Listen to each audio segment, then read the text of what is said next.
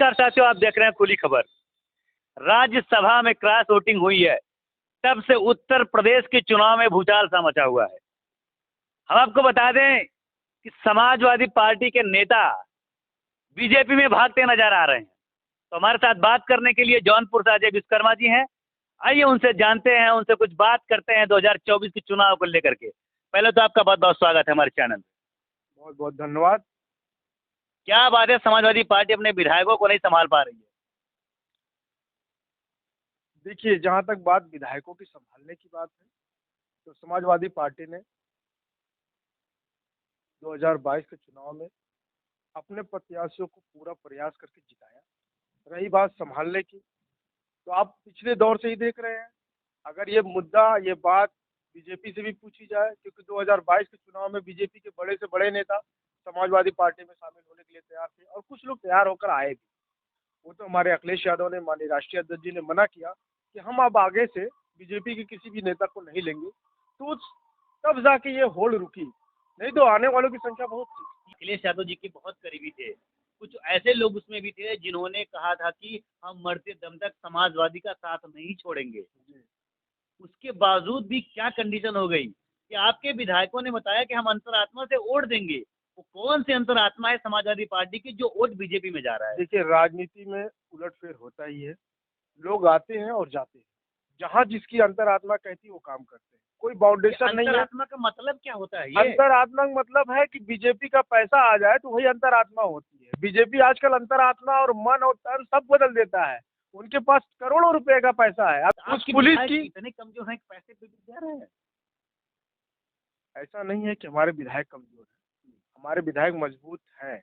लेकिन रही बात पैसे की जो ताकत है, उस ताकत से जब लोकतंत्र बिक गया है, लोकतंत्र के साथ साथ न्यायपालिका बिक गई है, न्यायपालिका के साथ साथ चुनाव आयोग बिक गया है, तो विधायक की क्या औकात है? सबसे बड़ा मुद्दा है कि जिस तरह से बीजेपी पैसे से लोकतंत्र को खत्म कर रही है, उस चीज को पहले खत्म किया जाए। अजय जी, बहुत बड़ी बात आप बोल रहे हैं। आप मैं बात बिल्कुल सत्य बोल रहा हूँ। आपको ईडी सीबीआई से डर नहीं लग रहा है क्या? हम नेता हैं जमीन के। हमको अरे नेता वो लोग भी थे जो बिक गए हैं। बात सुनिए ना, वो नेता नहीं थे, वो व्यापार करने आए थे राजनीति में। हम नेताई करने आए हैं, हम जनता की आवाज बनने आए हैं, हम लोगों की भलाई करने के लिए आए हैं।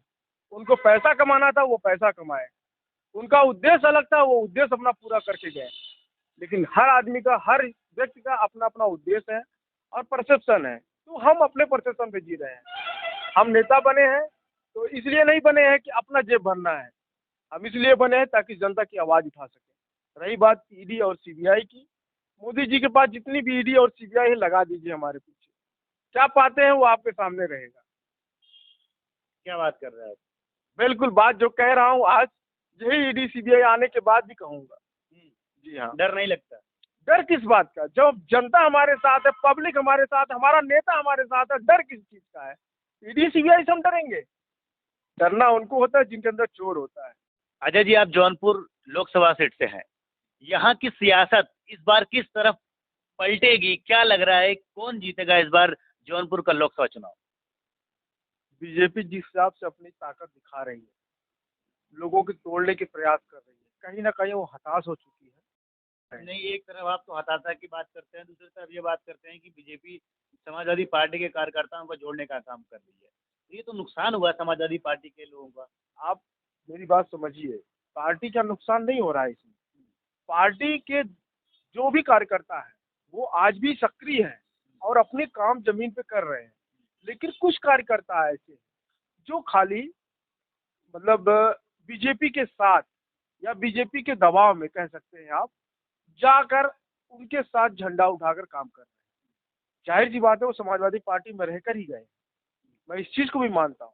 लेकिन कहीं ना कहीं उनकी मजबूरी आ गई है कि भाई किसी के ऊपर मुकदमा है, किसी को समस्या है, कोई दिक्कत परेशानी है, तो लोग, बीजेपी के लोग उनको इस तरह से तोड़ रहे हैं, धमका कर तुम मेरे साथ नहीं आओगे तो मैं तुम्हारे घर पे ये करवा दूंगा, तुम्हारा ये नीलाम करा, तुमको जेल भिजवा दूंगा। तो हर आदमी के ऊपर आजकल मुकदमा है। उसी मुकदमे को देखते हुए छोटे छोटे लोगों को तोड़ने का प्रयास बीजेपी के नेता कर रहे हैं। हम एक चीज आपसे ये जानना चाहते हैं कि जौनपुर में एक तरफ न तो अभी भारतीय जनता पार्टी को उम्मीदवार घोषित किया है, न तो अभी तक समाजवादी पार्टी उम्मीदवार को घोषित किया है।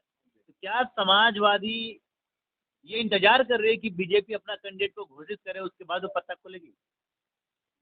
देखिए, चुनाव में कुछ समीकरण होता है और कुछ चीजें छुपाई जाती है।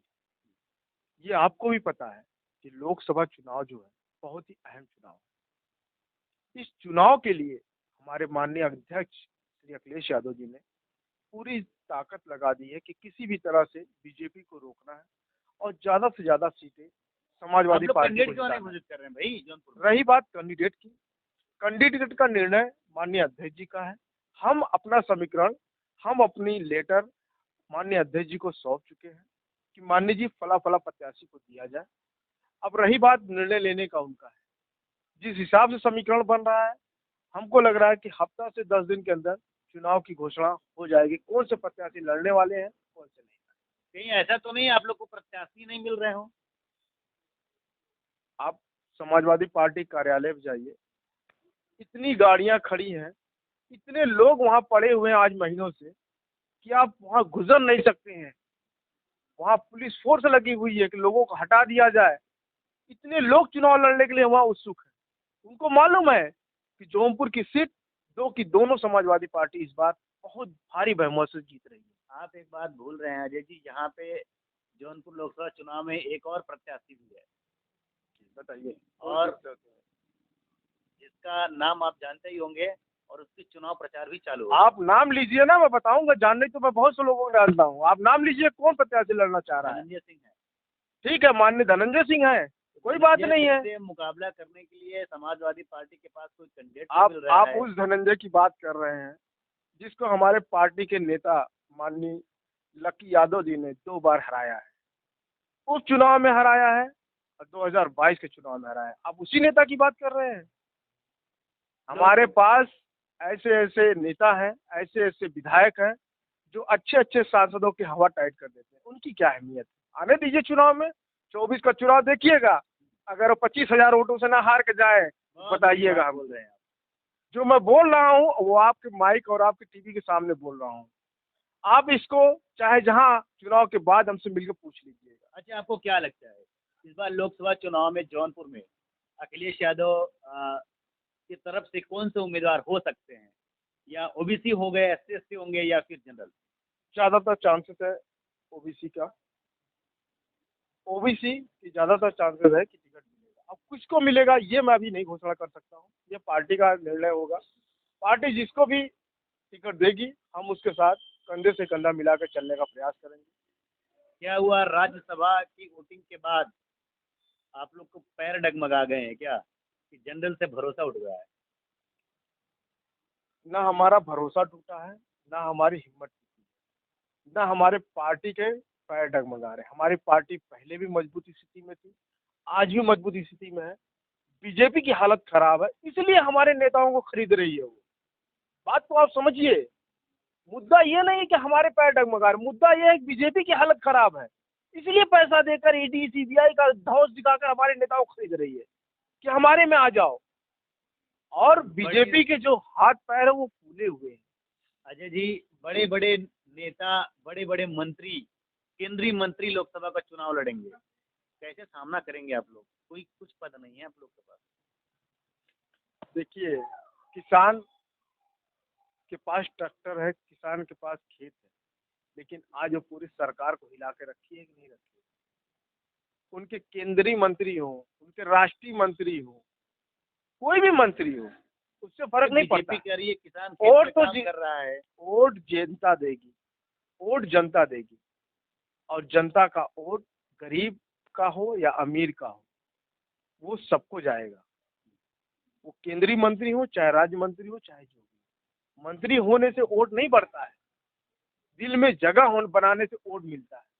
आपने जगह कितना बनाया है लोगों के दिल में, जनता के दिल में, वो डिपेंड करेगा आपके वोट पर। तो क्या लगता है अजय विश्वकर्मा जनता के दिलों में? देखिए, मैं एक छोटा कार्यकर्ता हूँ, माननीय राष्ट्रीय अध्यक्ष जी का एक सिपाही हूँ। मेरी बात रही, जनता की बात रही या मेरे समाज की बात रही, मेरा जो काम है मैं अपना काम निरंतर कर रहा हूँ। मेरी जो जगह बनाने की बात है, जनता में जब आप काम करेंगे तो जगह बनेगा, सम्मान आपको मिलेगा। क्या आपको लगता है कि अजय विश्वकर्मा के साथ रहने से जौनपुर के विश्वकर्मा समाजवादी पार्टी में वोट करेगा? नहीं, मैं ऐसा तो नहीं कह सकता हूँ कि पूरी तरह से करेगा, लेकिन हाँ इतना यकीन है मुझे कि मैं अगर 24 में मान लीजिए जिसको भी सम्मान देंगे उसके साथ जाऊंगा और अपने समाज को जोड़कर वोट दिलाने का भरसक प्रयास करूंगा। और मुझे उम्मीद है कि 80% से ऊपर वोट मैं अपने समाज का माननीय अखिलेश यादव जी और समाजवादी पार्टी को दिलाने में और माननीय राष्ट्रीय अध्यक्ष जी का हाथ मजबूत करने में सहयोग करूंगा। बस 2-3 सवालों का जवाब आपको और देना है। आप ये बताइए कि 2024 चुनाव को लेकर के जनता के बीच में अजय विश्वकर्मा या समाजवादी पार्टी किन किन मुद्दों को लेकर के जाएगी? मुद्दे तो बहुत हैं, लेकिन हाँ हमारा बीजेपी का मुद्दा राम मंदिर और धर्म का है, हिंदू मुसलमान करने का। हमारा मुद्दा है बेरोजगारी का मुद्दा है, किसान को न्याय दिलाने का मुद्दा है, गरीब को नौकरी दिलाने का मुद्दा है, बहन बेटियों की इज्जत बचाने का मुद्दा है। हमारे पास मुद्दों की भरमार है। उत्तर प्रदेश में जीरो टॉलरेंस नीति चल रही है, गुंडे माफिया यहाँ से भाग गए, बहनों की इज्जत बढ़ रही है, और आप जो है एक तरफ इस तरीके से बात उनके करते हैं। कहने से नहीं होता है। बीजेपी तो ये भी कह रही है कि हर घर में नौकरी है, बीजेपी तो ये भी कह रही है हर युवा आज रोजगार पाया हुआ है। मैं सही बात कह रहा हूँ। 2.5 अरब रुपया उन्होंने कमाया, उसके बाद जाकर वही बीजेपी के लोगों ने, नेताओं ने ले जाके इस समय पार्टियों के नेताओं को खरीद रहे हैं। किसी को 100 करोड़ का ऑफर है, किसी को 200 करोड़ का ऑफर है। इस तरह से ऑफर देकर विधायकों को खरीदा जा रहा है। तो कह रहे हैं भाई गरीबों को राशन दे रहे खुशहाली हैं, का मतलब क्या है? 5 किलो राशन है, फ्री में गैस दे रहे हैं। मैं आपको दे रहा हूँ, चलिए, या मोदी जी आ जाए, योगी जी आए, मैं उनको 10 किलो राशन रोज दूंगा और कोई सुविधा नहीं दूंगा, ना उनको गाड़ी अरे मिलेगी। आयुष्मान कार्ड से 5 लाख रुपए तक इलाज करवा रहे हैं, आप क्या बात कर रहे हैं? जब चलता था तब चलता था। आज के डेट में आयुष्मान कार्ड बनाने के लिए कितने नियम है मालूम है? जिसके पास 6 यूनिट का कार्ड होगा वो आयुष्मान कार्ड बना सकता है। वो भी 25 बार जाना पड़ेगा आपको तहसील प्रधान की यहाँ, ऑनलाइन कराना पड़ेगा। उसमें भी 3 बार रिजेक्ट होता है, 4 बार जाके बाबू को पैसा दो तब जाके आप बन रहा है। इतना भड़के हुए लग रहे हैं योगी जी से, क्या आपको योगी जी का काम पसंद नहीं आ रहा है? नहीं, आप बताओ, एक काम बता दो जिससे पसंद आने वाली बात हो। जौनपुर में आप निवासी हैं, बताइए 2 काम उनके,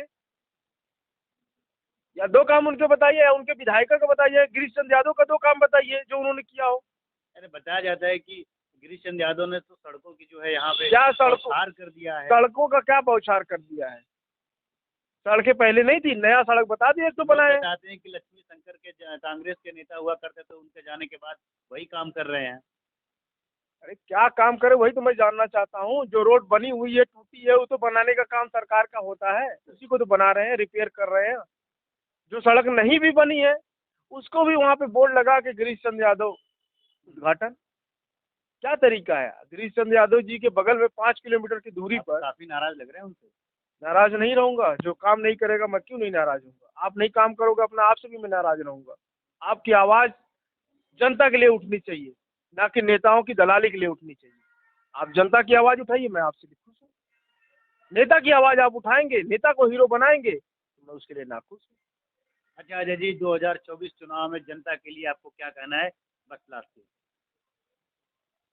जनता से क्या अपील करना चाहते हैं? मैं 2024 में जनता से यही अपील करूंगा, अगर उनको संविधान बचाना है, अपने बच्चों को नौकरी दिलाना है, रोजगार उनको चाहिए, महंगाई उनको कम करनी है, किसान को न्याय मिल सके, इन सब मुद्दों को जोड़ते हुए जनता वोट करे और इस वोट की चोट से बीजेपी की कुर्सी हिलनी चाहिए। जो बीजेपी हर बार जनता को मूर्ख बना के वोट लेने का काम करती है, इस बार जनता जवाब दे उनको, ताकि इस तरह का शासन, तानाशाही शासन आने वाले दौर में कोई भी राजनेता ना कर पाए, कोई भी पार्टी ना कर पाए। बस मैं जनता से यही अपील करूंगा। अजय जी, सबसे लास्ट सवाल, आपको बेबाक तरीके से इसका उत्तर देना है। उत्तर प्रदेश की सरकार को, यानी भारतीय जनता पार्टी की सरकार को, योगी जी की सरकार को आप 10 में से कितना नंबर देना चाहते हैं? मेरे जिले में एक भी काम नहीं हुआ, मैं तो 0 नंबर दूंगा। 0 नंबर देना चाहिए। जी, तो ये ऐसे हमारे साथ अजय विश्वकर्मा जी, जिन्होंने हमसे बात किया और इनसे बहुत सारे चुनाव की परिचर्चा हुई। तो बने रहिए हमारे साथ, मिलते हैं किसी नेक्स्ट वीडियो में नए खबर के साथ, तब तक के लिए बहुत-बहुत शुक्रिया।